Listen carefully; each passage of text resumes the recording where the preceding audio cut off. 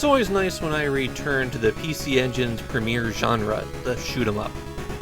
There was a lot of experimentation in the shoot 'em up genre during the era of the PC Engine, and a lot of the shooters wind up being quirky as a result. Psycho Chaser definitely falls on the quirky side.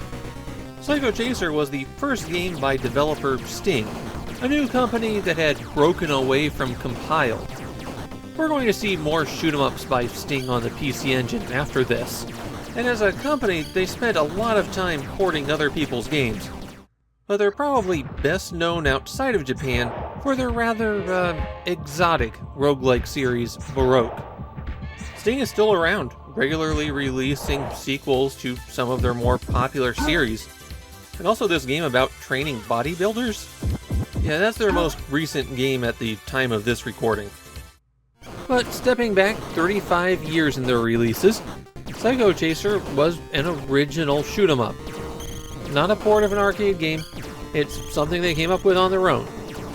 The plot of Psycho Chaser is that in space year 2981, a country built a super android war machine, and to everyone's surprise, it became self-aware and turned on humanity. Humanity's only hope is to build an even better super android war machine, and they called it Psycho Chaser. You're controlling Psycho Chaser, and rather than being a spacecraft, it's walking around on foot, which means that you'll often have to maneuver around terrain. Button 2 fires, and this is one of those games where you auto-fire as fast as you can just by holding the button down, so there's no need to turn those switches on for your PC Engine controller. Button 1 cycles through your weapons. Psycho Chaser has 4 built-in guns, and you have access to all of them at all times. Button 1 just rotates through to the next one. The default weapon is fire, a straightforward shot that also happens to pass through enemies and obstructions. Most enemies come at you from the front, which means this is the weapon that you're going to want to use probably 90% of the time. As fire powers up, the stream lasts longer and it does more damage. The next in the rotation is multi-way. This fires a spread of bullets behind you. You get just one puny bullet in front of you. It has a relatively slow rate of fire. It's a weak weapon, but powering it up adds more shots that fire behind you. A better choice is the next weapon, Buster. It fires 2 expanding shots that go out to your side. This one has a fairly high rate of fire too. Powering it up increases the size of those shots. Finally, there's Thunder, which is a tracking shot that chases enemies around the screen. You can only have one of these out at a time. It does very little damage, so if it hits a big enemy, then you'll have to wait quite a while before you can shoot it again. And if it collides with terrain, then it goes away. Powering it up increases the size of the shot, something that actively makes it worse.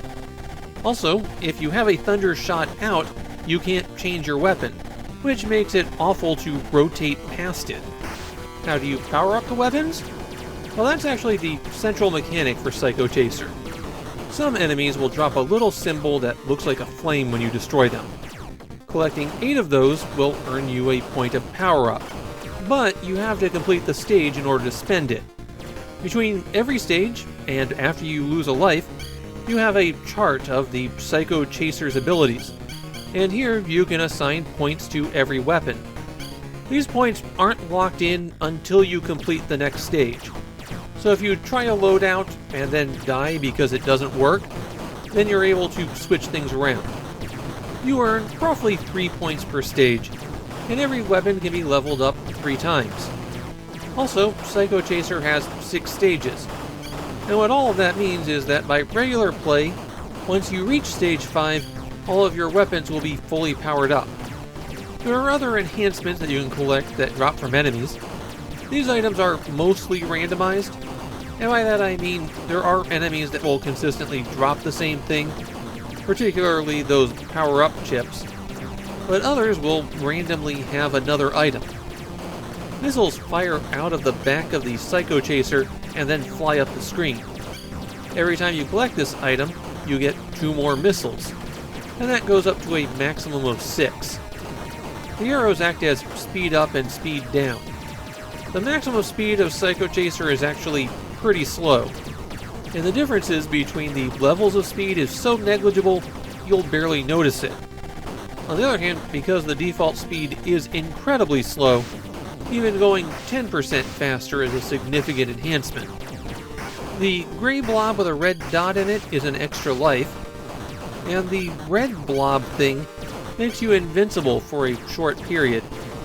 Stages 3 and 5 also have a special hidden power-up that can take a fully charged weapon one step further. It adds extra shots to all of the weapons, which is the only real way to make some of them usable. Naturally, getting hit by anything kills you, and Psycho Chaser's hitbox is a bit ambiguous. It's a little bit larger than their torso, and that means it can take a little while to get used to it. If you run out of lives, then you start out with 5 continues, and as you might expect, continuing will take you back to the start of that stage. Psycho Chaser is a game with a bit of a mixed reputation in Japan. I found people praising its hyperactive action, interesting visuals, and high-quality music, while others didn't care for the power-up system or how big Psycho Chaser's hitbox was. When it comes to my own take on Psycho Chaser, well, I feel like this is a game that has a lot more enthusiasm than quality. It feels like a design from a rookie team. You've got a lot of interesting big ideas that don't fit together nicely into one game. The weapons, for example.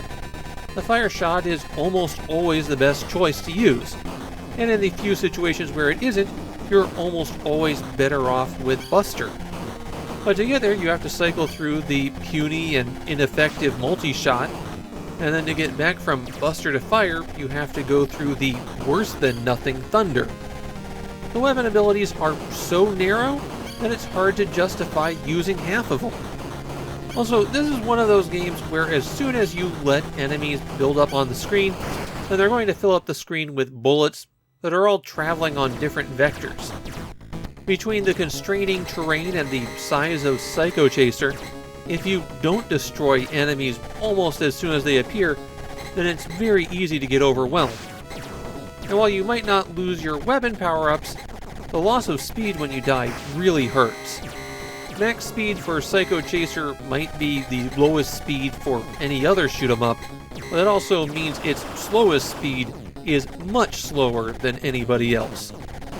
Psycho Chaser is a shoot-'em-up with some fun concepts that just don't really wind up working out. For me, Psycho Chaser winds up in the interesting, but not really great column.